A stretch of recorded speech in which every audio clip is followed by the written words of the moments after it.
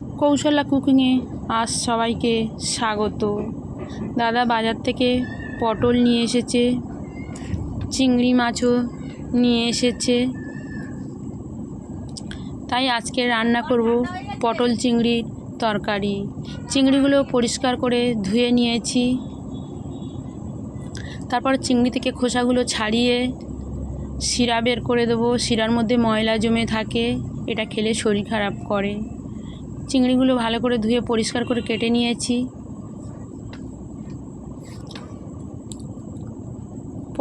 কিছু পটল নিয়ে হালকা করে ছাড়িয়ে এড়োভাবে কেটে নিয়েছি। কিছু আলু কেটে পরিষ্কার করে ধুয়ে নিয়েছি। গ্যাসের মধ্যে কড়া বসিয়ে পরিমাণ মতন সাদা তেল দিয়ে দেব। তেলটা গরম হয়ে গেলে কেটে রাখা পটল দিয়ে দেব।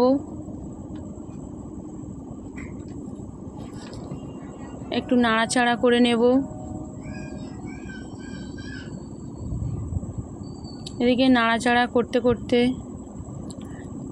শিল নিয়ে কিছুটা কাজু,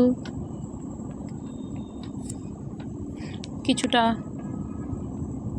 পোস্ত বেটে নেব। পটলের মধ্যে স্বাদ মতন লবণ দিয়ে দেব, দিয়ে একটু হালকা নাড়াচাড়া করে নেব। পটলগুলো হয়ে এসেছে, লাল লাল হয়ে গেছে, তুলে নেব।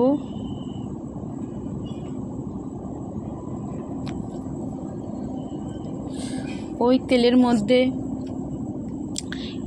কেটে রাখা আলুগুলো দিয়ে দেব।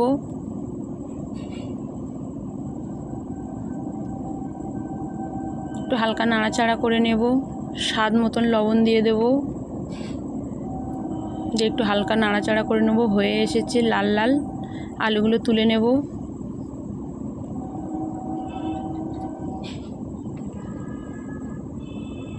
কড়ার মধ্যে পরিমাণ মতন তেল দেব। শুকনো লঙ্কা দেব, তেজপাতা দেব, 5 ফোড়ন দেব, দিয়ে একটু হালকা নাড়াচাড়া করে পেঁয়াজ কুচি দেব।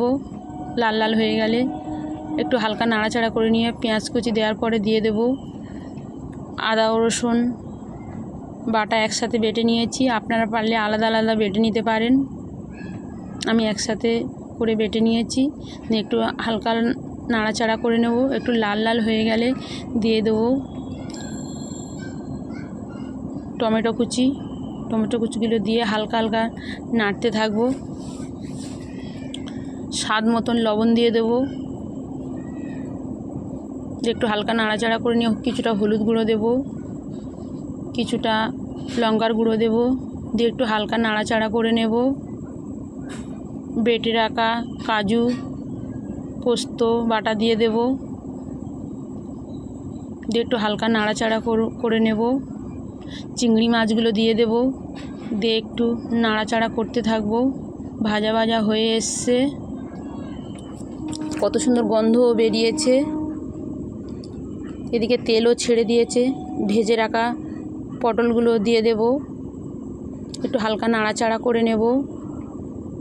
ভেজে রাখা আলুগুলো দিয়ে দেব, দিয়ে একটু হালকা নাড়াচাড়া করে নেব। এই সময় গ্যাসটা একটু কমিয়েও দিলে ভালো হয়, একটু হালকা জলও দিলে ভালো হয়। একটু হালকা জল দিয়ে দেব, দিয়ে ভালো করে একটু নাড়তে থাকবো। পরিমাণ মতন জল দিয়ে দেব। ফুটছে, দেখুন কত সুন্দর হয়েছে। আপনারা এইভাবে রান্না করবেন। ওপর থেকে গোটা জিরে গুঁড়ো দিয়ে দেব, ভেজে রাখা গুঁড়ো। ভালো তরকারিতে গন্ধও বেরিয়েছে।